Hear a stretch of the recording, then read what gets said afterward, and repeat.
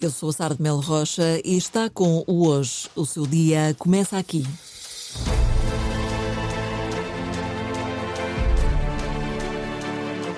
Hoje, dia 27 de agosto de 2026, a entrevista do Público a Jorge Bravo e a análise de Susana Peralta.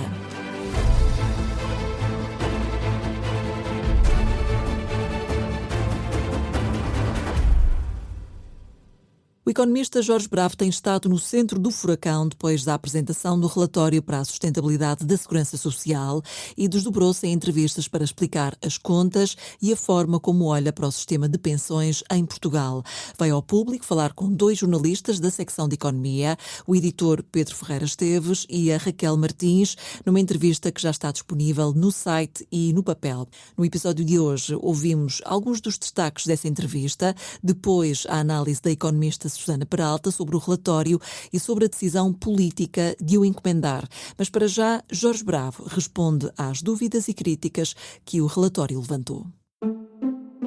Em momento algum, nas múltiplas propostas, quer para o sistema público, quer para os sistemas complementares, há iniciativas que ponham em causa as pensões em pagamento, os direitos à informação, que impliquem retirar recursos ao sistema público para os desviar para o sistema complementar, que salvaguardam todos os direitos e que se corrigem problemas que são sérios, que se foram arrastando ao longo do tempo, como sejam, por exemplo, problemas de desenho, de justiça, de equidade. Se o objetivo da reforma é melhorar a situação financeira do sistema, como é que nós melhoramos essa situação financeira? Vai ter que ser com pensões mais baixas? Qual é a outra forma de melhorar? Eu acredito que a maior parte do ajustamento se faria por duas coisas. Primeiro, maior participação no mercado de trabalho. Mais contribuições. Mais contribuições. No fundo, aquilo que nós temos hoje, que é um peso importante da economia não registada, ser transposto... Portanto, mas isso é uma coisa... não conseguimos controlar, não é? Claro, depende de atuações... Pode haver estímulos... Sim, não. Há uma parte que é através dos incentivos, e nós, nesta área, propomos sobretudo incentivos, não é? Mas, claro, o Estado tem um dever de aumentar a fiscalização, de diminuir... Okay. Portanto, claro, há um lado que é por aí. Nós, obviamente, naquilo que era a nossa esfera de atuação, não tínhamos nem mandato para propor coisas noutras áreas. Mas, por um lado, é o aumento das contribuições. Acha que vai melhorar o sistema financeiramente, melhora por aí? Nós acreditamos que os incentivos per si, e essa é a experiência internacional, por si só contribuirão para transformar uma parte que é hoje da economia não registada na economia registada. Portanto, não podemos dizer com certeza se vai haver uma redução ou não das pensões. Não, podemos fazer simulações hipotéticas, mas eu estou convencido claramente, porque essa é a experiência dos países que já adotaram este regime, que trabalhadores que declaram integralmente os seus rendimentos, que obviamente têm os tais incentivos para participar ativamente no mercado de trabalho, para prolongar até a sua carreira contributiva, não há nenhuma razão para imaginar que eles terão pensões piores, pelo contrário. São os destaques da entrevista a Jorge Bravo, questionado pela jornalista do Público, Raquel Martins. Agora, a análise de Susana Peralta, que rejeita uma visão manicaísta do tema, mas defende como problemática a escolha de Jorge Bravo para coordenar o grupo de trabalho. Acredita mesmo que o governo dificilmente voltaria a fazê-lo. Bom dia, Susana Peralta. Bem-vinda ao Hoje. Olá, bom dia, Sara, e obrigada pelo convite. Vamos olhar para toda esta questão da segurança social. Já percebemos que grande parte do sobressalto está, sobretudo, relacionada com a junção de duas realidades que são muito distintas, ou seja, onde é que está a fronteira entre o alarmismo e um problema que devemos mesmo levar a sério? Então, eu acho que, no fundo, há verdade nos dois lados. E até tenho pena que depois o debate seja tão manicaísta e que não permita, no fundo, esclarecer isto com toda a tranquilidade para as pessoas perceberem o que é que está em causa. Vamos lá por partes. Ora, em primeiro lugar, a Caixa Geral de Aposentações é um sistema de pensões morto. Morto no seguinte sentido, no sentido de já não estar a aceitar novos contribuintes e, portanto, novos futuros beneficiários. A Caixa Geral de Aposentações, ela é deficitária por definição, por construção, ou seja, um sistema que tem ainda obrigações de despesa e que não tem qualquer fonte de receita, é óbvio que ela é deficitária. Portanto, e de facto é preciso ver que o relatório, portanto, o livro verde da Comissão para a Sustentabilidade da Segurança Social, do qual já agora, isto é importante também fazer esta declaração de interesse, eu fiz parte dessa equipa e, portanto, obviamente eu sou aqui uma parte interessada no debate, no sentido em que faço parte do grupo de peritos que fez o outro trabalho anterior. Nós tínhamos lá as contas da Caixa Geral de Aposentações, o que optávamos por aquela lógica de dizer nós não vamos juntar os dois, vamos apresentar um número, vamos apresentar outro número. Agora, digamos, as pessoas podem sempre fazer a soma. Para o próprio Tribunal, como já tinha dito, é errado nós estarmos a olhar para os números da Segurança Social sem os juntarmos ao da Caixa Geral de Apresentações. Portanto, o Jorge Bravo vem apenas reforçar esse aspecto e, digamos, subscrever essa maneira de ver as coisas, que não está errada, quer dizer... Não, seria absurdo nós agora estarmos aqui a dizer que o Tribunal de Contas tem uma perspectiva errada acerca do sistema de pensões, não é? Em que é que ela é virtuosa, ou qual é que é o benefício dessa forma de olhar para as coisas? É que, de facto, se nós pensarmos assim, quais é que são as nossas necessidades de financiamento a um horizonte até 2060, de facto, o montante que nós necessitamos para financiarmos as pensões até 2060 são os tais 254 mil milhões de euros, não é? Estou, obviamente, a arredondar. Agora, de um ponto de vista da sustentabilidade do sistema, o que é que verdadeiramente conta para a sustentabilidade do sistema? Conta saber como é que o sistema se projeta para o futuro.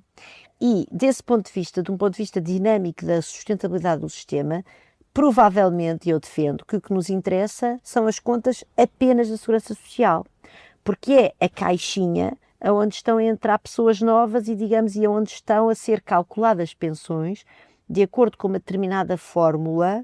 E esse tem, de facto, num horizonte de 2060, um saldo positivo, que são os tais, e vou outra vez arredondar, 26 mil milhões de euros.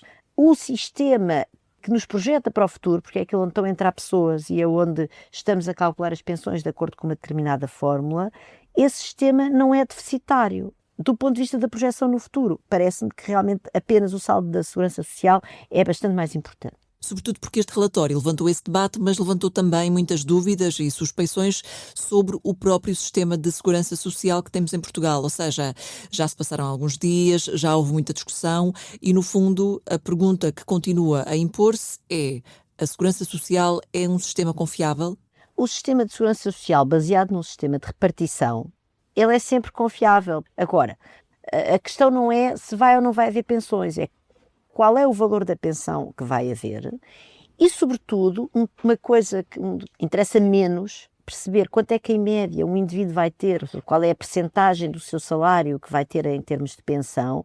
O que interessa é percebermos que há nichos do mercado de trabalho extremamente desprotegidos e que vão ter pensões provavelmente muito baixas, pessoas com carreiras interrompidas ao longo do tempo, pessoas que trabalham como falsos independentes, trabalhadores independentes com perfis mais ou menos apropriados a esse formato legal. E é como eu digo, era muito mais importante nós estarmos a discutir esses nichos mais desprotegidos do mercado de trabalho do que propriamente estarmos a discutir a taxa de substituição média, que é obviamente um indicador importante, mas que não me parece que seja aquele que seja mais grave neste momento. Portanto, as pessoas podem confiar, vai sempre haver pensões, a questão é qual é o valor da pensão e para quem, e que tipo de carreiras contributivas é que se convertem em pensões que de facto não vão permitir às pessoas um nível de vida minimamente digno e vamos criar situações de pobreza na velhice, isso é obviamente um grande desafio.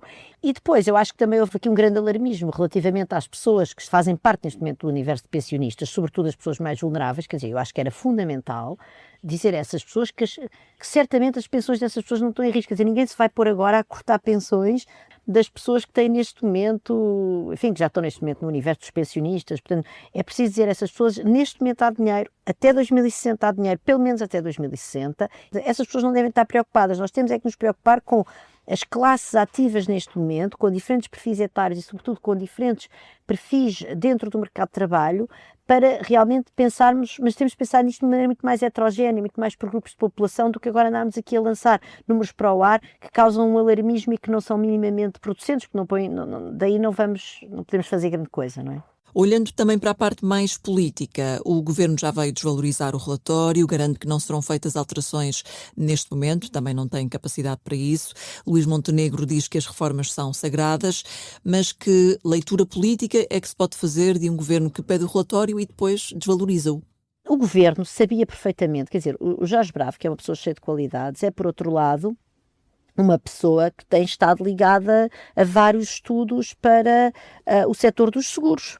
E o setor dos seguros é um dos setores que vende produtos de poupança de longo prazo, portanto isso não tem nada de mal, é o que é. Ainda bem que o setor de seguros está cá para vender produtos de poupança de longo prazo, porque as economias e as pessoas precisam disso. Agora, de facto, Jorge Bravo é uma pessoa que tinha de algum modo um certo conflito de interesses de estar a fazer um trabalho para o governo acerca da sustentabilidade de um sistema de segurança social baseado num modelo de repartição, porque nós sabemos que há setores da economia que têm um interesse maior em que os países abandonem os sistemas de repartição.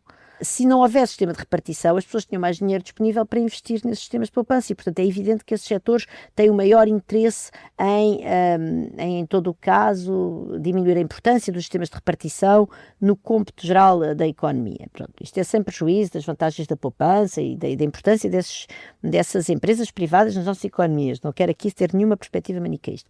E, portanto, eu acho que a escolha de Jorge Bravo diminui um bocadinho, digamos, a importância até política no sentido de policy, em inglês, não no sentido de politics, desta questão da poupança, porque de facto ele depois presta-se a estas críticas, mas se é Jorge Bravo que nos vai dizer que nós temos de poupar mais, como é que eu sei se ele está genuinamente preocupado com o nível de poupança da economia portuguesa e não está simplesmente a ser portador da mensagem dos seguradores? Eu não estou a dizer que ele o fez dessa forma, mas de facto presta-se a esta interpretação e, portanto, diminui a importância deste debate em torno da poupança, que é um debate essencial e que nós também temos no livro verde, portanto, isso eu acho que foi um problema a escolha de Jorge Bravo. E por outro lado, é difícil imaginar que o governo não soubesse que Jorge Bravo viria defender aquilo que sempre defendeu. Portanto, o governo sabia perfeitamente ao que é que ia quando nomeou este grupo de trabalho.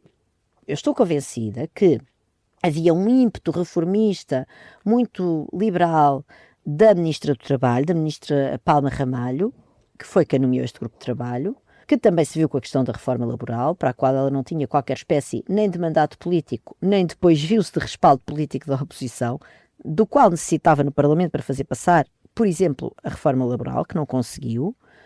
E, portanto, eu acho que, se calhar se fosse hoje, ela já não nomeava este grupo de trabalho. E depois ela vê-se num momento em que, de facto, a última coisa que Luís Montenegro quer, acho eu, é colocar outra vez a ministra Palma Ramalho, porque passou o ano passado, que durou um ano, quer dizer, a telenovela da reforma laboral durou um ano. Ele não vai querer certamente passar mais um ano com a ministra do Trabalho a ser portadora de uma reforma que ninguém quer. Dizer, as pensões são um tema politicamente explosivo em qualquer democracia ocidental, vide, por exemplo, França. E foi um tema explosivo, mas nesse caso, porquê fazê-lo e que tipo de benefício se tira deste tema? Aliás, quem é que sai efetivamente beneficiado a nível político com esta discussão?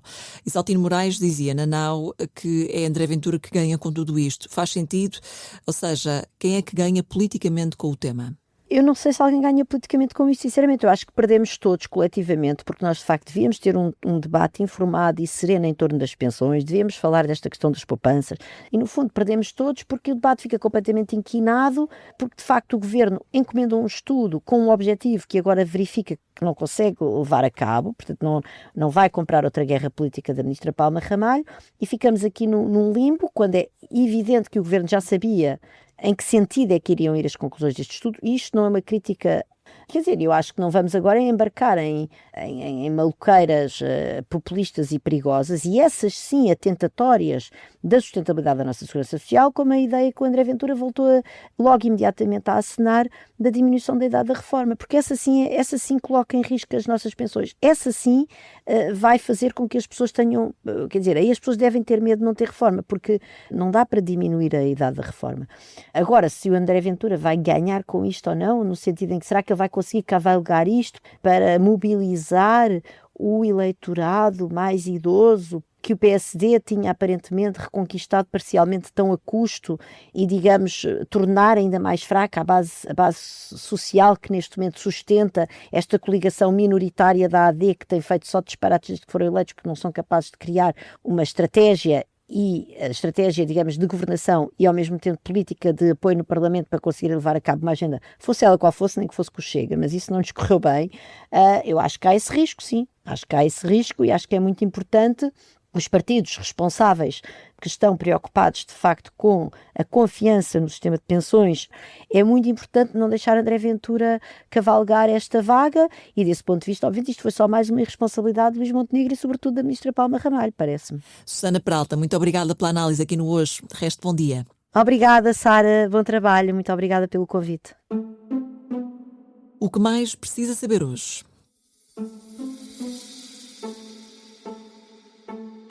Passam hoje 6 meses desde que Donald Trump deu a ordem para o início da Operação Fúria Épica no Irão. Começava assim a guerra entre Estados Unidos e Teherão, marcada pela morte do líder supremo do Irão, Ali Khamenei, o bloqueio do Estreito de Hormuz e a mudança profunda no Médio Oriente. Decorre hoje, em França, o primeiro debate entre os principais candidatos ao Eliseu, mas a corrida presidencial francesa ganhou oficialmente mais um protagonista. O eurodeputado Raphael Glucksmann anunciou a candidatura no domingo com a ambição de unir a esquerda moderada. O sorteio da fase de Liga da Liga dos Campeões realiza-se hoje no Mónaco, a partir das 5 da tarde, hora de Lisboa. Futebol Clube do Porto e Sporting vão ficar a conhecer os adversários, juntamente com outras 34 equipas. Por hoje é tudo. A banda sonora original é da Margarida Adão, a sonoplastia é do Tiago Orato. Eu sou a Sara de Melo Rocha e estou de volta amanhã. Até lá, desejo-lhe um resto de bom dia.